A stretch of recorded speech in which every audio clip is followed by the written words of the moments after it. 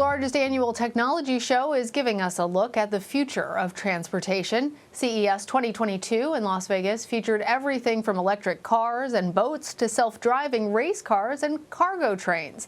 But as these innovations gain speed, federal officials are focused on how they will be regulated. CBS News technology and politics reporter Musadiq Bidar joins me now for more.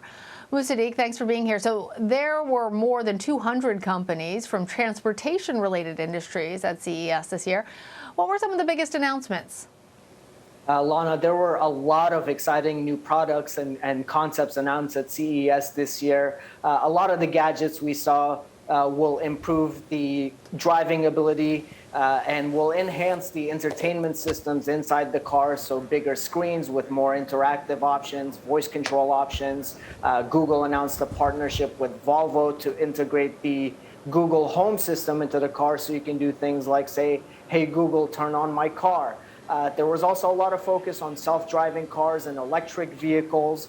We heard from several companies announcing their concepts for electric cars. The USPS actually displayed its mail delivery truck that will be electric and will be released soon. Mercedes, Hyundai, and General Motors all announced electric car concepts.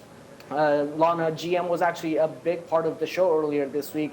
Their CEO, Mary Barra, was one of the keynote speakers. She announced the company's all-new electric truck that will be released later this year, which made a lot of headlines. Yeah, it did. So what does that say about GM's push towards clean energy? Well, it's a big deal. They're making this big push towards electric cars, and it comes at an interesting time because after nearly a century, GM is no longer the #1 in U.S. auto sales. Just this week, Japanese car maker Toyota surpassed it.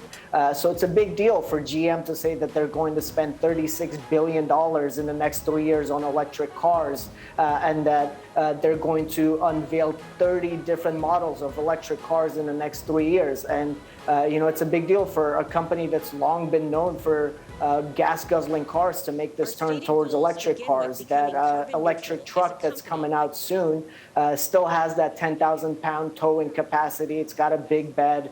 It can drive 400 miles on a single charge and can be retrofitted to give drivers the opportunity to charge other electric vehicles too.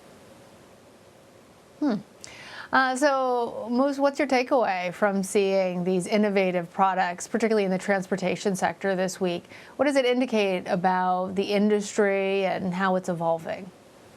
Well, the big takeaway, Lana, is that the way people and goods move are shifting. We've heard a lot about this for years, but this week made it clear that that shift is happening rapidly.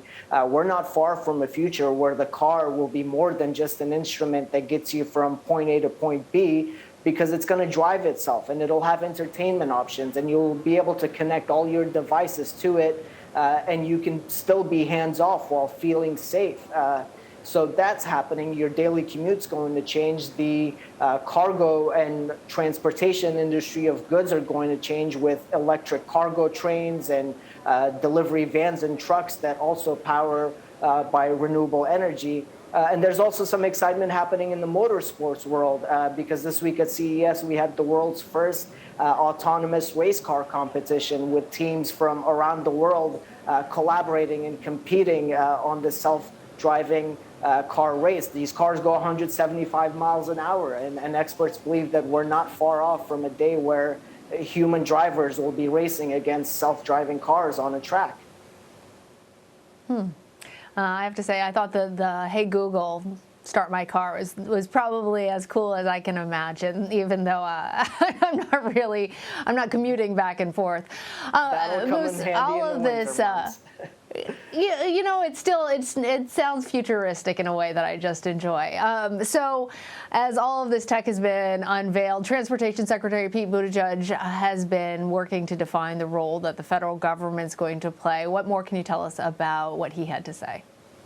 Yeah, he was the keynote speaker on Thursday, and the big message from Secretary Buttigieg was that government and private sector and those in the academic world need to find a way to collaborate and come up with policies that can be flexible and change as the technology advances. For example, there's been a lot of concern about self-driving cars and the number of accidents they have been involved with in the early stages. So the Department of Transportation is creating a database to keep track of those. Secretary Buttigieg says there will also be updated crash safety guidelines and standards for these cars. So what his message was that there needs to be a balance and everyone needs to work together. But he also focused on innovation being something that can create equitable opportunities in the transportation industry for all Americans, and something that will also deal with the climate crisis, which is a big part of this and why you're seeing a lot of car makers turn towards electric vehicles. All right, Musadiq, thank you. Thanks, Lana.